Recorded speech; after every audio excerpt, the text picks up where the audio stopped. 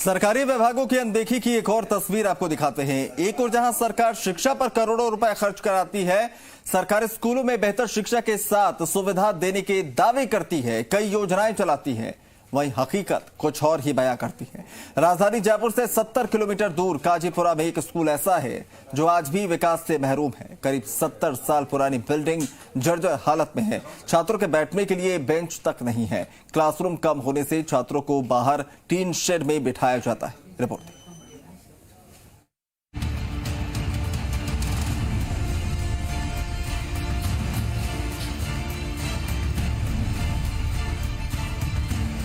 इसे माँ बाप की मजबूरी कहें या बच्चों की पढ़ाई को जरूरी कहें, जिससे मजबूर होकर घर वाले इस जर्जर हो चुकी बिल्डिंग में इन्हें पढ़ने भेजते हैं।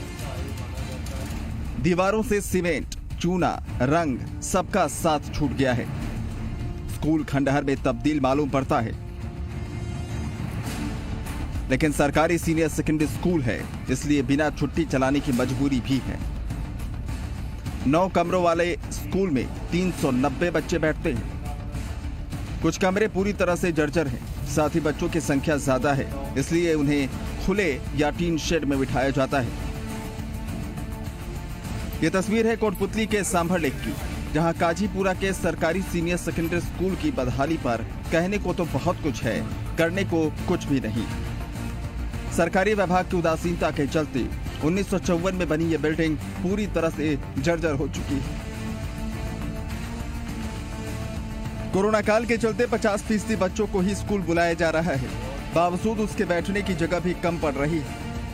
हद तो ये कि क्लास में बच्चों के बैठने के लिए मेज तक नहीं है, उन्हें जमीन पर बैठकर पढ़ाई करनी पड़ती है।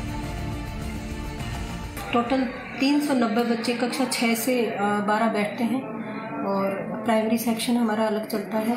तो इसमें हमारे पास क्लासरूम्स कम भी हैं और 1954 से बनी हुई इमारत है, तो अब वो बहुत ही पुरानी और जर्जर हो गई है। बच्चों के बैठने के लिए स्थान कम है, केवल 650-700 स्क्वायर फीट में स्कूल चल रहा है।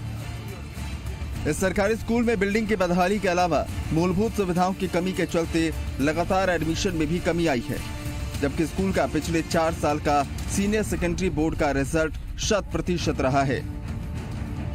सरकारी स्कूल है, पुरानी बनी हुई है, उसमें जगह का अभाव है। दूसरी बात ये है कि उसी की सेकंड विंग चिड़िया फार्म स्कूल जो प्राइमरी स्कूल चल रही है, वहाँ 5 बीघा का खेल मैदान भी है। जगह बिल्कुल कम है और कंजेस्टेड है, तो यहाँ न तो नामांकन बढ़वा सकते हैं बच्चों का हम, और नहीं यहाँ अलग ऊपर बिल्डिंग बना सकते हैं, क्योंकि पुरानी बनी हुई है, वो जंजर अवस्था में है, तो ऊपर उसमें बना नहीं सकते हैं। सुविधाओं की कमी के चलते यहाँ पढ़ाई करने वाले छात्र भी मायूस नजर आते हैं। हमारे स्कूल में यहाँ पे एक उचित खेल का मैदान नहीं है। खेल का मैदान तो दूर की बात है, बल्कि हमारे यहाँ पे एक प्रार्थना सभा के लिए भी एक उचित मैदान नहीं है। और मैं तो क्लास 12th में पढ़ती हूँ, मैं तो अब चली जाऊँगी और कॉलेज में जाऊँगी, लेकिन जो मेरे छोटे भाई बहन हैं वो भी तो इस सुविधा से वंचित रह पा रहे हैं। हमारे यहाँ पे बिल्डिंग काफ़ी पुरानी है और क्लासरूम भी काफ़ी छोटे हैं, जिसमें पढ़ाते समय टीचर को भी प्रॉब्लम होती है और साथ ही हमें पढ़ते समय भी प्रॉब्लम होती है। साथ ही हमारे यहाँ पे स्कूल में 350 के समथिंग छात्राएं पढ़ती है, परंतु यहाँ पे हमारे सिर्फ 2 ही शौचालय हैं, जिनमें जाने के लिए हमें 15-20 मिनट खड़ा रहना। मुझे एग्रीकल्चर में रुचि थी, मैं साइंटिस्ट बनना चाहती थी। इस विद्यालय में ये विषय न होने के कारण मुझे आर्ट्स लेना पड़ा और इस विद्यालय में छोटे रूम है और हम लोगों को बाहर बैठना पड़ता है। सरकार शिक्षा के लिए करोड़ों रुपए खर्च करती है ताकि बच्चों को बेहतर शिक्षा मिल सके, लेकिन जमीनी हकीकत को बयां करने के लिए इस सरकारी स्कूल की तस्वीर ही काफी है। मूलभूत सुविधाओं से महरूम स्कूल में आने वाले बच्चे मौत के साए में शिक्षा लेने को मजबूर हैं। अमित यादव, जी मीडिया, सांभर लेक, जयपुर।